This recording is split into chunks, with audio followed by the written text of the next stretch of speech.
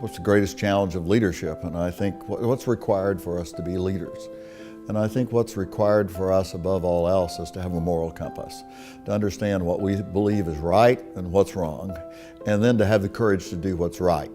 And I think what we did, we were confronted with something that was wrong. We were confronted with an expression of exclusion of some of our students, racial discrimination.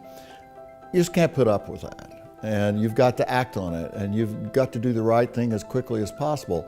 And when you're acting on it, you're not only taking care of a situation, you're setting an example for all of our students. And the realization that this kind of change of attitude, this kind of mutual respect, this kind of inclusion for very diverse populations, it can't come just from the top.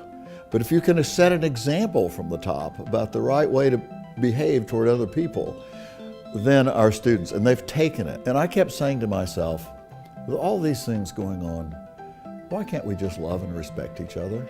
Why can't we just care about each other? And the answer is, we can't. And the only way we're ever going to change that, we're going to change that situation, is for every single one of us individually to feel the sense of responsibility to say we're going to end it. We are not going to stand for intolerance or incivility or lack of respect to other people. If any comments are made to us, any things are said to us, no matter what the situation, even in social situations, we have to, every one of us, have the moral courage to say, please don't say that in front of me. Don't do that in front of me. That's not right. It's not what we believe in. So if we're going to change this picture in our country, we have to start with zero tolerance for racial prejudice, zero tolerance for lack of respect or inclusion. And every single time we're confronted with it, I don't care whether it's just in a minor social situation or somewhere else, we have to stand up and be candid. And until we do, every one of us in America is not going to change. And so that's what we're trying to do on our campus. We're saying it's your individual responsibility.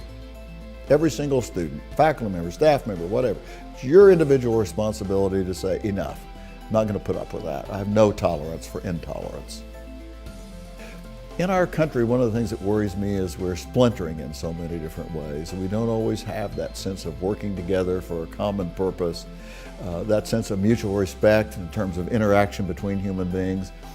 If we can build that here on the campus of the University of Oklahoma, we can become a role model for the whole country. We can send forth citizens that are going out wherever they live that are going to help create communities where they go to live because they've experienced what a real community feels like, what this sense of family feels like, and caring and concern for other people. I have to think we're making progress, and groups of students who necessarily didn't get to know each other or work together are really getting to know each other. They're getting to work for a common purpose or something good. So again, I go back to it, out of something that was extremely difficult, extremely painful. In the long term, this university is going to be a better place, and we're going to send forward better citizens to be a part of that process in our whole country because of what happened, and because we didn't hide it under the rug. We faced it honestly, we dealt with it. We said we've got a lot of ways we need to improve, and we've been doing that.